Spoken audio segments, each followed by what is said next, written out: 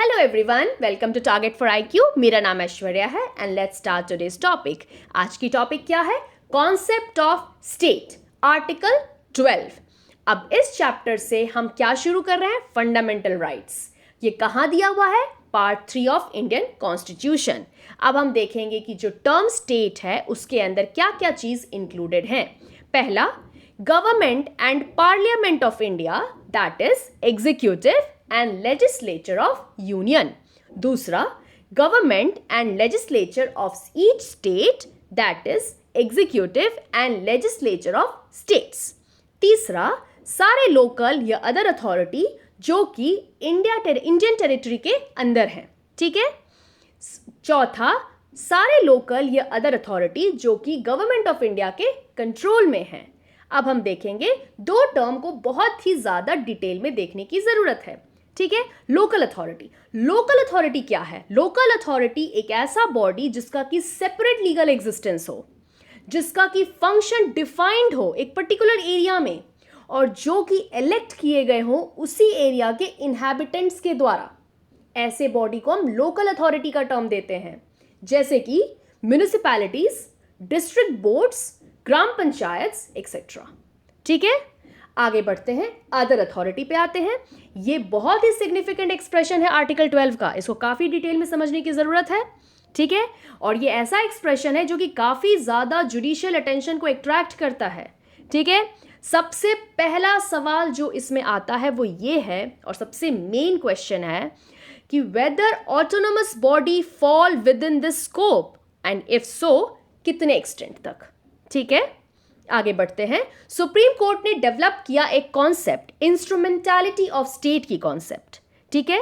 जो भी एक्सप्रेशन है ये अदर अथॉरिटी, उसको डिफरेंट कोर्ट्स ने डिफरेंटली लेड डाउन किया है। सबसे पहला केस हम पढ़ेंगे, university of Madras versus Santabai, 1954 का केस है ये। और इस केस के अकॉर्डिंग जो कोर्ट ने क्या हेल्ड किया कि अदर अथॉरिटीज को हम इंटरप्रेट सिर्फ और सिर्फ एक प्रिंसिपल के थ्रू कर सकते हैं। वो प्रिंसिपल है एजस देम जेनरस, जिसका मतलब क्या है? ऑफ द सेम काइंड, ठीक है। इस प्रिंसिपल के अकॉर्डिंग क्या है कि जो भी अथॉरिटीज गवर्नमेंटल या सॉवरेन फंक्शंस एक्सरसाइज कर रही हैं वो इस अथॉरिटी, अदर अथॉरिटी एक्सप्रेशन के अंदर आ जाएंगी, ठीक है। अब सुप्रीम कोर्ट ने electricity board Rajasthan versus Mohanlal की केस में, 1967 का ये केस है, रिजेक्ट कर दिया सांताबाई के इंटरप्रिटेशन को और हेल्ड किया कि जो अदर अथॉरिटीज एक्सप्रेशन है ये काफी वाइड है और ये सारे अथॉरिटीज को इंक्लूड करेगा जो कि किसके द्वारा बनाया गया है? हमारे संविधान या स्टैट्यूट के द्वारा, और जिनके ऊपर पावर कन्फर किया गया है बाय लॉ, ठीक है। ओवररूल किया किसमें? Electricity board Rajasthan versus Mohanlal की केस में, सांताबाई के केस को, ठीक है। आगे बढ़ते हैं। सुखदेव सिंह वर्सेस भगत राम, 1975 का ये केस है।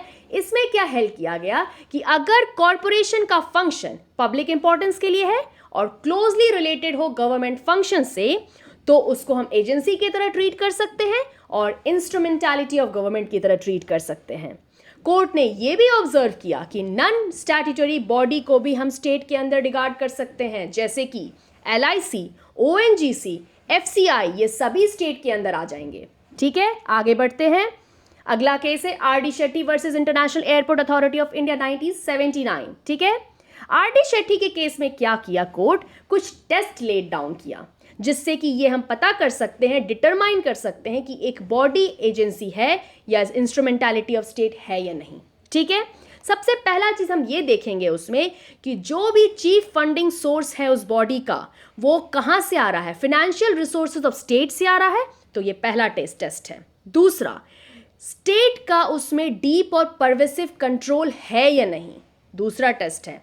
तीसरा, जो भी फंक्शनल कैरेक्टर है उस बॉडी का वो गवर्नमेंटल है या नहीं, ठीक है, ये तीसरा टेस्ट है।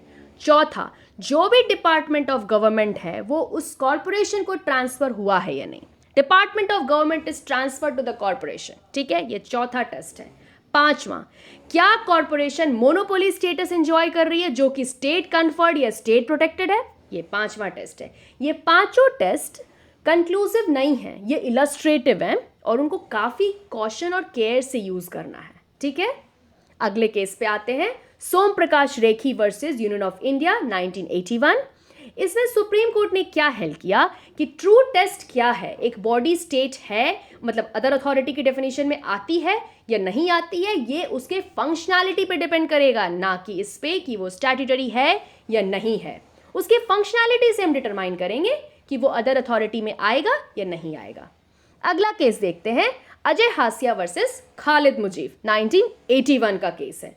इसमें क्या हुआ, सुप्रीम कोर्ट ने हेल्ड किया कि जो भी सोसाइटी रजिस्टर्ड है सोसाइटी रजिस्ट्रेशन एक्ट 1898 के अंडर, वो एक एजेंसी है एंड इंस्ट्रूमेंटैलिटी ऑफ स्टेट है, एंड हेंस उसको हम लोग मीनिंग में इंक्लूड कर रहे हैं, स्टेट की मीनिंग में इंक्लूड कर रहे हैं। कोर्ट ने ये भी ऑब्जर्व किया कि टेस्ट ये नहीं है कि ज्यूरिस्टिक पर्सन को हम कैसे क्रिएट किए, बट क्यों क्रिएट किए, क्यों उसको एग्जिस्टेंस में लाया गया, ये इंपॉर्टेंट है। आगे बढ़ते हैं।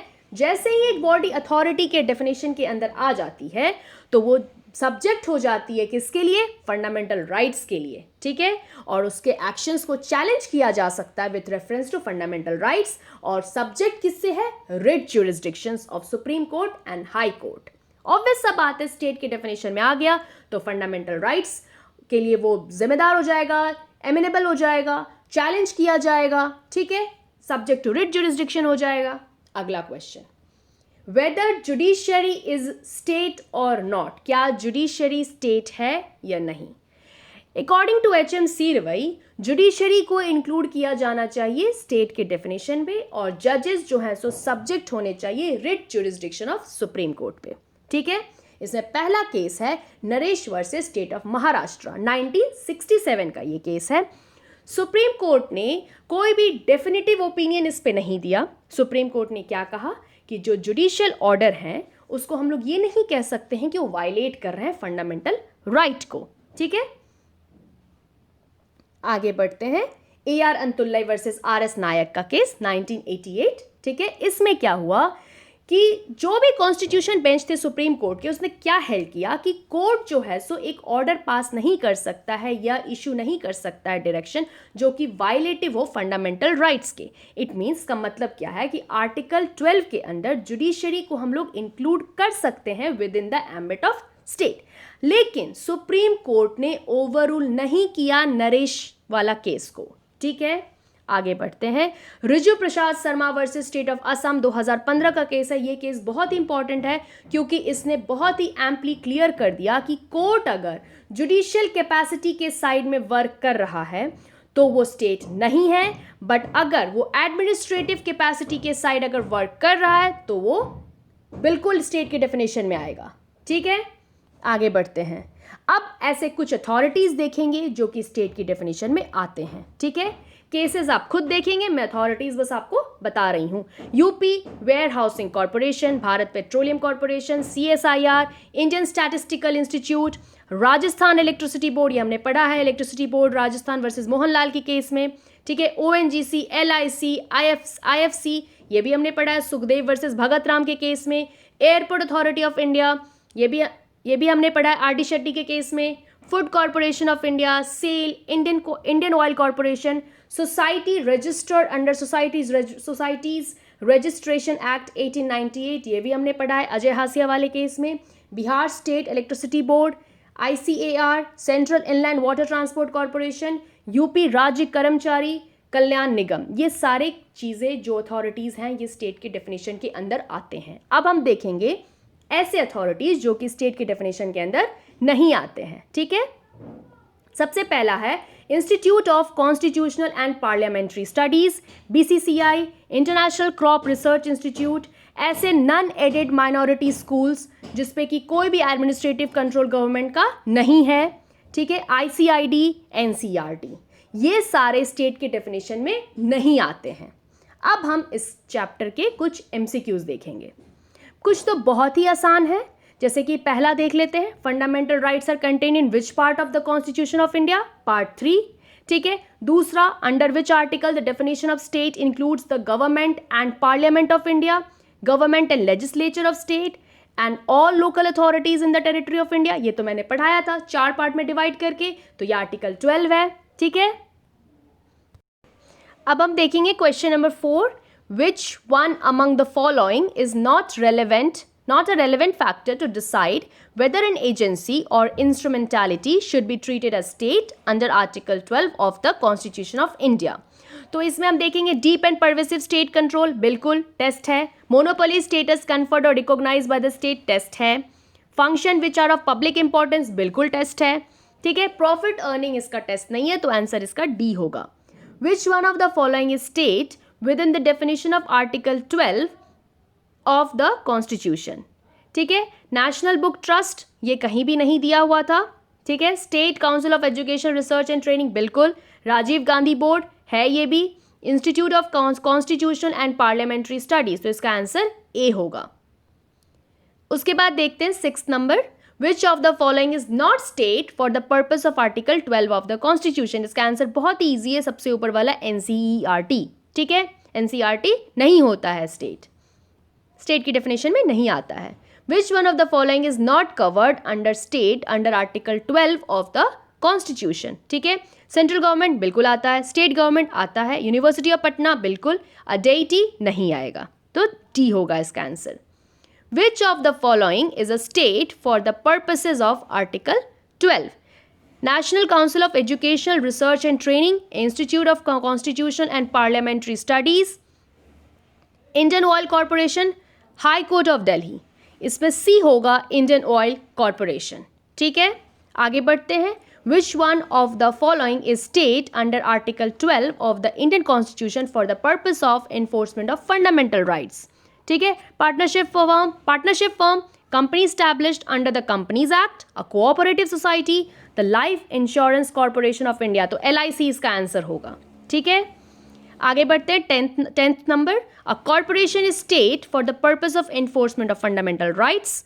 ए, it is a body registered according to law. B, it is an agency or instrumentality of government. C, it has to report to government. D, the government services are made applicable to its employees. तो इसका answer B होगा. It is an agency or instrumentality of government. ठीक है, क्योंकि यही चीज़ court ने establish किया था. तो इस तरीके से आर्टिकल 12 की चैप्टर होती है finish. Thank you so much.